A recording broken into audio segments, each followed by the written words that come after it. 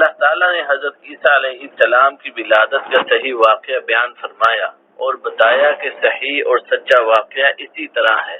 اس کے بعد یہودیوں کی گستاخانہ عقائد اور عیسائیوں کے گمراہی پر مبنی عقائد کی تردید فرمائی۔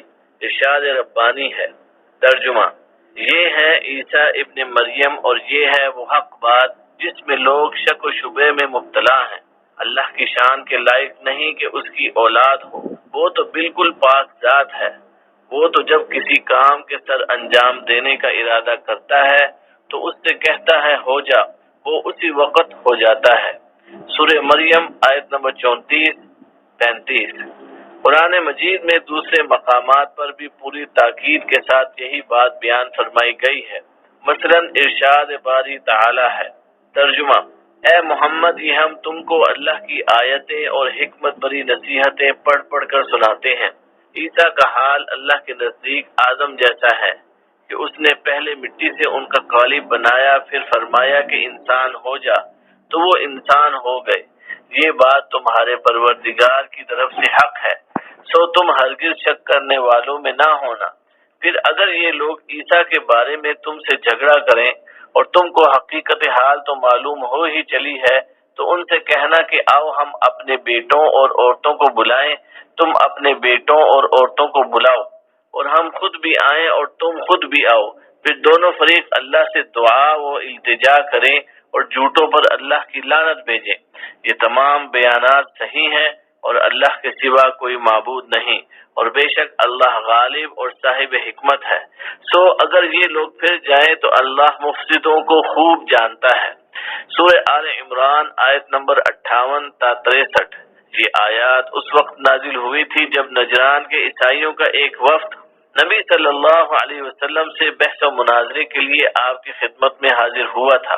یہ وفد 60 افراد پر مشتمل تھا، جن کے سربراہ 3 افراد تھے، جن کے نام عاقب، سید اور ابو حادثہ بن علقمہ تھے۔ انہوں نے حضرت مسیح علیہ السلام کے بارے میں نبی اکرم صلی اللہ علیہ وسلم سے بات چیت شروع کی تو اللہ تعالیٰ نے سورہ آل عمران کی ابتدائی آیات نازل فرمائیں، جن میں حضرت مریم علیہ السلام کے حالات اور حضرت عیسیٰ علیہ السلام کی ولادت کا بیان ہے۔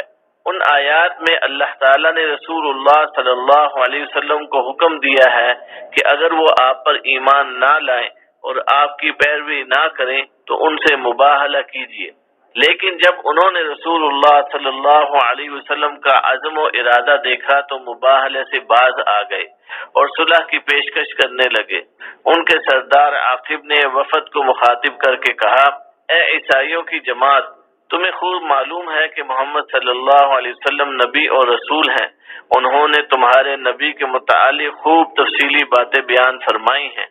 تمہیں یہ بھی اچھی طرح معلوم ہے کہ جس قوم نے بھی کسی نبی سے مباہلہ کیا ہے وہ نیز تو نابود ہو گئی، لہذا اگر تم بھی مباہلہ کرو گے تو تباہ ہو جاؤ گے۔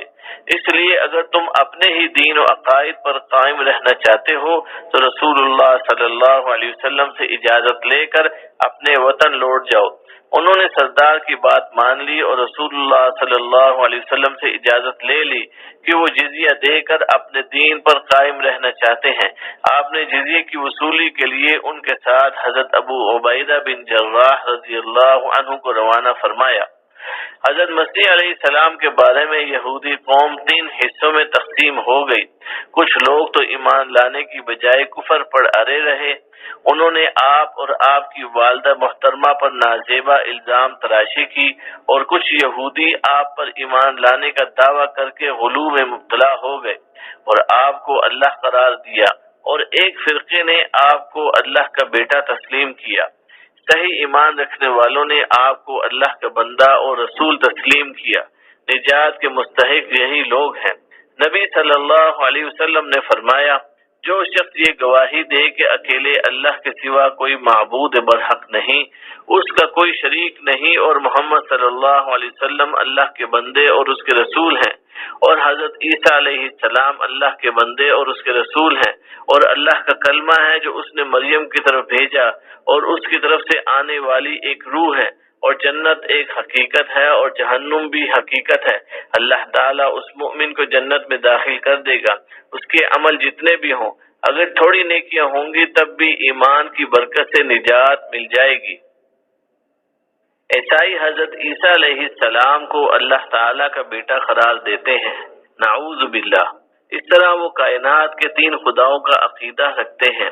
اللہ تعالیٰ نے ان کے اس باطل عقیدے کی بھرپور تردید فرمائی ہے۔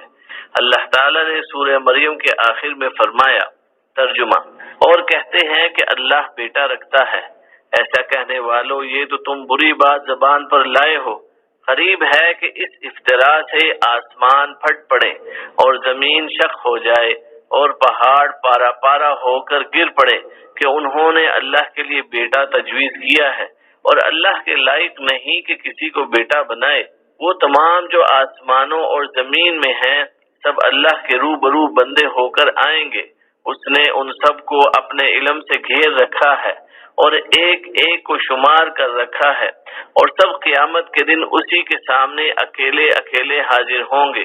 سورہ مریم آیت نمبر 88 تا 95۔ ان آیات میں بیان ہے کہ اولاد ہونا اللہ کی شان کے لائق نہیں، کیونکہ ہر چیز اس کی مخلوق اور اس کے دست قدرت کے تحت ہے۔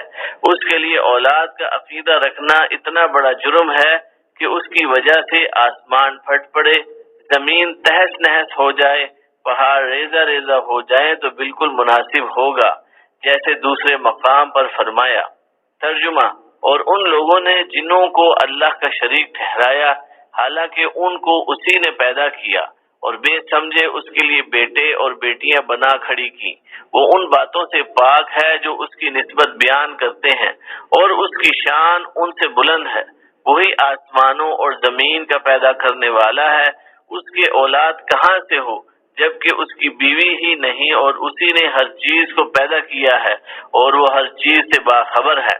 یہی اوصاف رکھنے والا اللہ تمہارا پروردگار ہے، اس کے سوا کوئی معبود نہیں۔ وہی ہر چیز کا پیدا کرنے والا ہے، لہذا اسی کی عبادت کرو، اور وہ ہر چیز کا نگران ہے۔ وہ ایسا ہے کہ نگاہیں اس کا ادراک نہیں کر سکتی، اور وہ نگاہوں کا ادراک کر سکتا ہے، اور وہ بھید جاننے والا باخبر ہے۔ سورہ انعام آیت نمبر 100 تا 103۔